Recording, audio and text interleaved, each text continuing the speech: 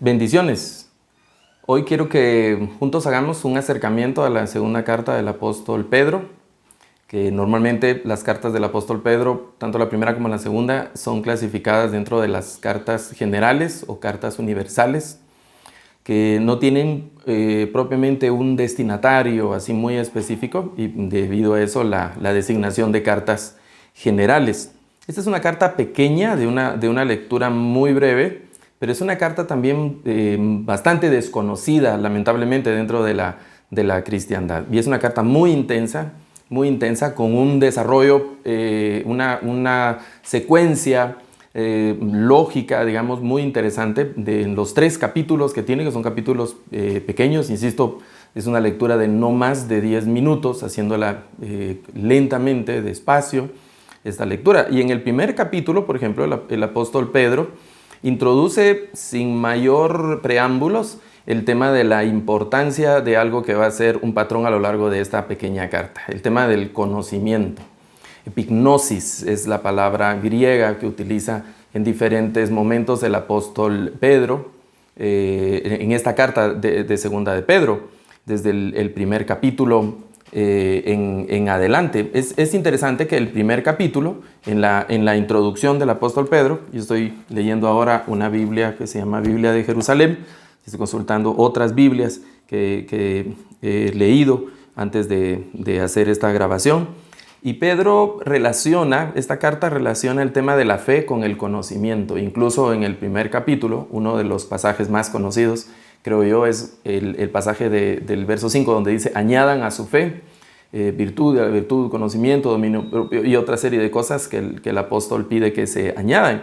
Ya en los primeros capítulos, el apóstol Pedro habla de ese conocimiento que es importante, ¿no? Que se nos ha sido dado, dice el apóstol, mediante el conocimiento de Dios, mediante el conocimiento de nuestro Señor y mediante el conocimiento de nuestro Señor Jesucristo. Eso es lo que menciona el apóstol Pedro con esa palabra griega que repite en ese primer capítulo y un poco más adelante, epignosis, que es una palabra interesante. En el primer capítulo, del verso 1 al 4, Pedro se dirige a lo que Dios hace. Dios da las promesas, el Señor nos ha salvado, el Señor nos ha dado de su gracia y de su paz y otra serie de cosas, de su divino poder, nos ha hecho partícipes, con una frase que es sumamente interesante, de esa naturaleza divina, dice el apóstol Pedro.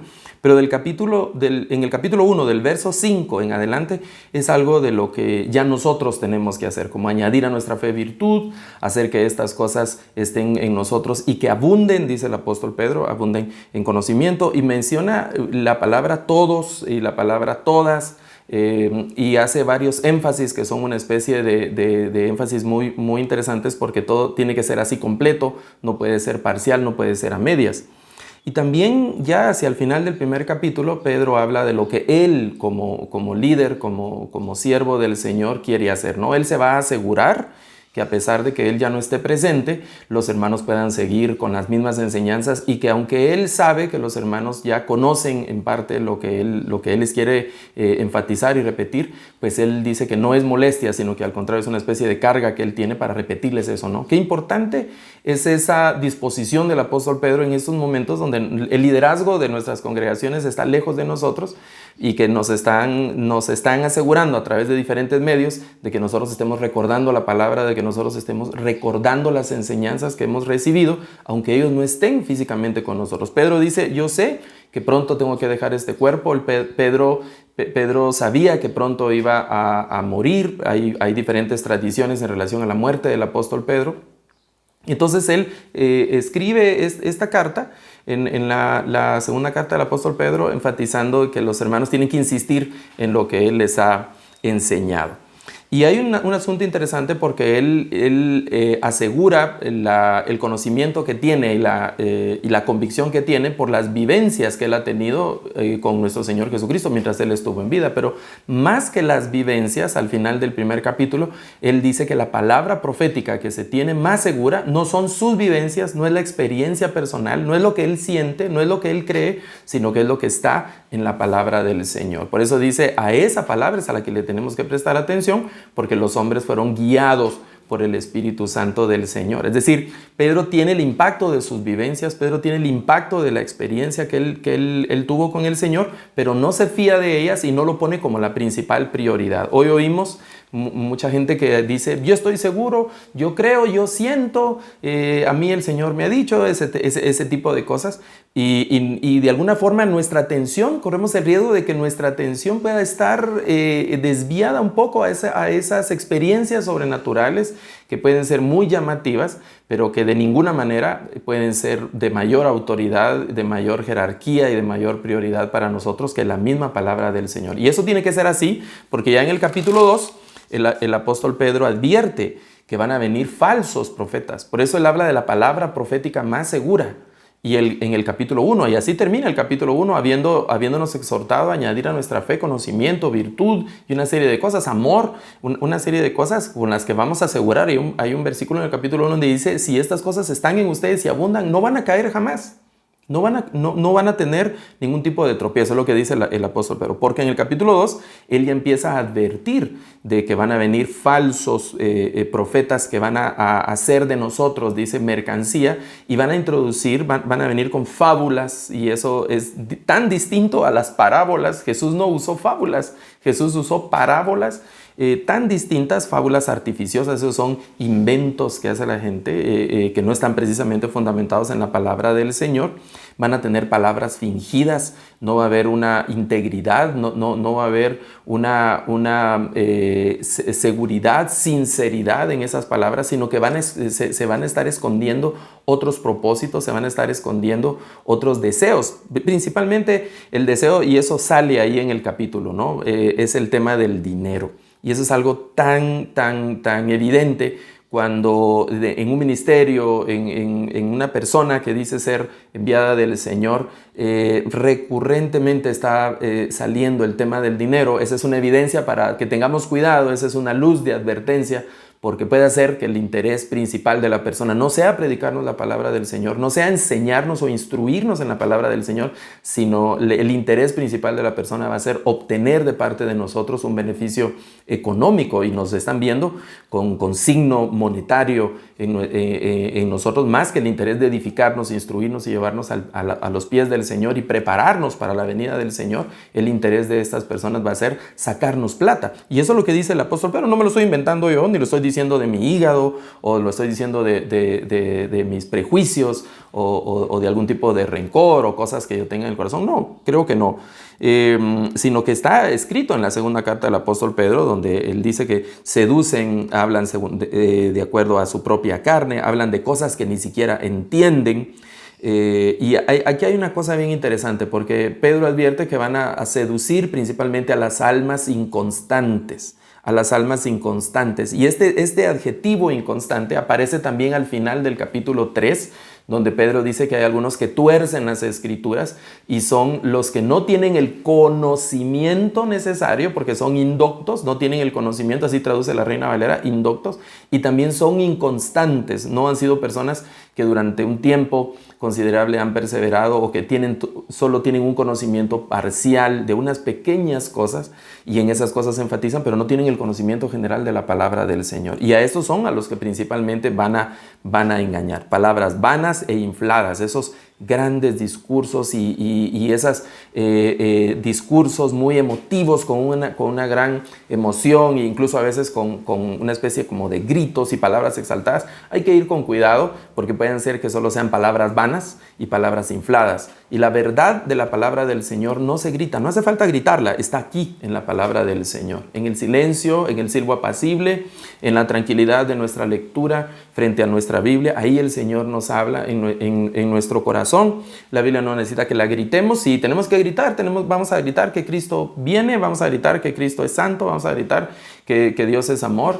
Pero otras cosas no. Y normalmente estos discursos que son así muy encendidos, muy acelerados, hay que ponerles mucha atención y tener mucho cuidado, porque nosotros somos seres que respondemos a los estímulos, y normalmente esos discursos nos van a emocionar y van a tomar nuestros sentidos, y de alguna forma vamos a ser engañados. La Biblia dice que en los últimos tiempos van a venir muchos en el nombre del Señor diciendo: yo soy el Cristo, y van a engañar a la gente, y si es posible aún a los escogidos. Si usted es escogido del Señor, pues está en riesgo de que lo engañen con estos argumentos y estas falacias y una serie de cosas. Se burlan de la venida del Señor. Ya en el capítulo 3, el tono, más o menos como a la mitad del capítulo 2, el tono se empieza a convertir en una carta también escatológica, con un alto contenido escatológico. Y Pedro habla de la venida del Señor porque él dice que entre estos, que son falsos, empiezan a decir que el Señor no viene. Hay dos extremos, ¿no? Unos que dicen que el Señor no viene y otros que dicen que el Señor viene ya, ahorita, que este es el último tiempo, que ya estamos en el final, etc.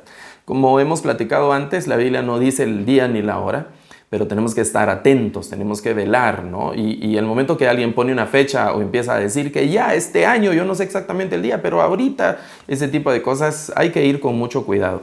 Independientemente de eso, Pedro dice que nosotros pues no estamos a la expectativa de cosas negativas, sino que Pedro dice, es una carta de consuelo, porque Pedro dice que nosotros esperamos cielos nuevos y tierra nueva en los cuales mora la justicia. Esa es la promesa del Señor, esa es la confianza del Señor. Nosotros no esperamos ver el anticristo, no esperamos ver los juicios, ni que el mundo se derrumbe y, como dice el apóstol Pedro, que los elementos ardiendo se van a deshacer, y ese tipo de cosas no la esperamos ver. Para nosotros hay otro tipo de palabra, de paz, de justicia. Y hay una advertencia, Pedro cierra la carta con una advertencia y dice, si nosotros de verdad estamos esperando eso, debemos vivir santamente, debemos vivir paz, dice en el capítulo 3, verso 11 en adelante, puesto que todas estas cosas han de disolverse así, ¿cómo conviene que seáis en vuestra santa conducta y en la piedad, esperando y apresurando la venida del día del Señor, en el que los cielos se llama, etc. Y el verso 13 dice, pero nosotros esperamos según sus promesas cielos nuevos y tierra nueva en los que habita la justicia.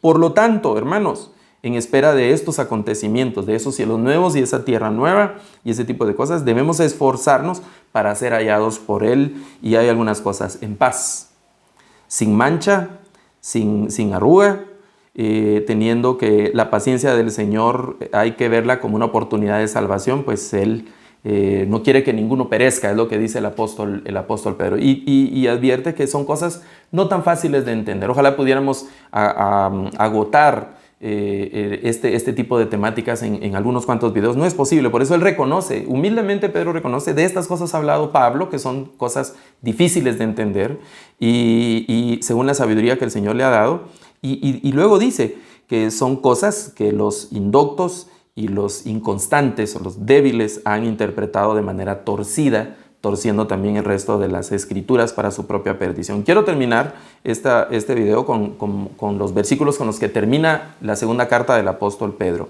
Vosotros, queridos hermanos, estando ya advertidos, vivan o vivid en alerta, no sea que arrastrados por el error de estos disolutos, sean derribados de vuestra firme postura, de su firmeza. Antes bien, crezcan en la gracia y en el conocimiento de nuestro Señor y Salvador Jesucristo. A Él sea toda la gloria y toda la honra hasta la eternidad. Pedro inicia la carta hablando de la importancia del conocimiento y termina la carta hablando de la importancia del conocimiento. Y eso es como una constante que se repite varias veces durante la carta, previniéndonos en este periodo que es un periodo de cierto riesgo, de mucha confusión. Aferrémonos a la palabra del Señor, la cual es como un ancla firme, dice una de las cartas del Nuevo Testamento, que tenemos en lo profundo de nuestro corazón. Aferrémonos a la palabra del Señor. No nos aferremos tanto a los dichos de una persona. Andan tantas cosas extremadamente hasta ridículas de creer que circulan en el medio cristiano. Nosotros no nos dejemos llevar por eso, sino aferrémonos a la palabra del Señor, y te invito a que puedas completar la lectura despacio, dedicada, con mucha devoción, de la segunda carta del apóstol Pedro, que no llevará más de 10 minutos y mucho hacer esa lectura. Que el Señor te bendiga, cuídense mucho y espero que volvamos a vernos pronto.